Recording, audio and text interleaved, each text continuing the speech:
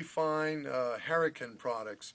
Of course, they're no longer available. He died a long time ago, and his was the top quality from Japan. And most of the time when he packed his things, they didn't have instructions with him, because a lot of pros were buying his stuff and they knew what they wanted to do with it and they knew what it was. But I want to show you how this works in the construction, just so you have some good insight to this item.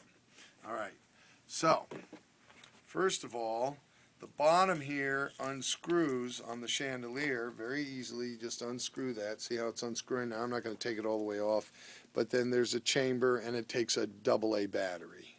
Okay, I'm going to screw that back. See how it lit up again? Okay, this is a spring release, and when the springs are folded back, the contact's not made, but when it releases, the contact's made and the light bulb lights up. So when you do the production, the light automatically comes on.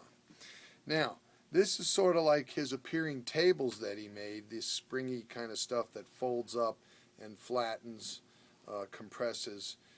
So you just have to fold them gently, and they fold upward like this.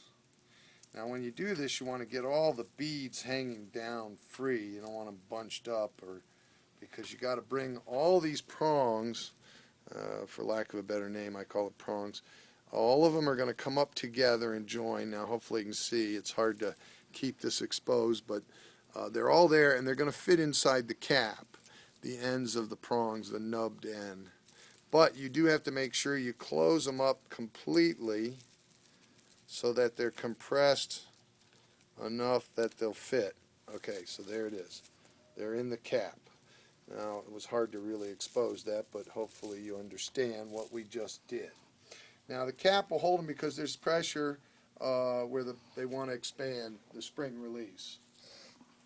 And there you are. Now you can have this hanging on the back of your table and do a steel from under a silk, so whatever silk you would use, you know, it doesn't come with a silk, but a foulard or whatever you're going to use for cover, and then you'd be reaching underneath that and producing it.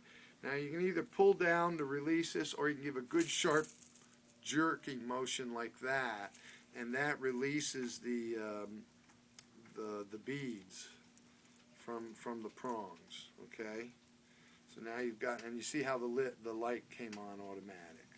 Let me just pull that over there so that's hanging free. Wasn't that cool? So it's up to you how you want to do your production. You may even have this inside your jacket, and from underneath of a foulard like this, you would be able to reach in your jacket, pull it out, and pull away and have it. That's up to you. You're going to learn your technique. That's how it works. This plastic cover comes off the light bulb. It just kind of comes off. It doesn't screw in, it just fits in. But then the light bulb actually screws in. And there's an actual little metal tap that screws into this chamber, which is the way the battery is connected and everything to make the contact with the light bulb. So you can change that. And this is a strong spring that you have to push down on when you want to reconnect that. I'm not going to disconnect everything. But there you go. Isn't it great?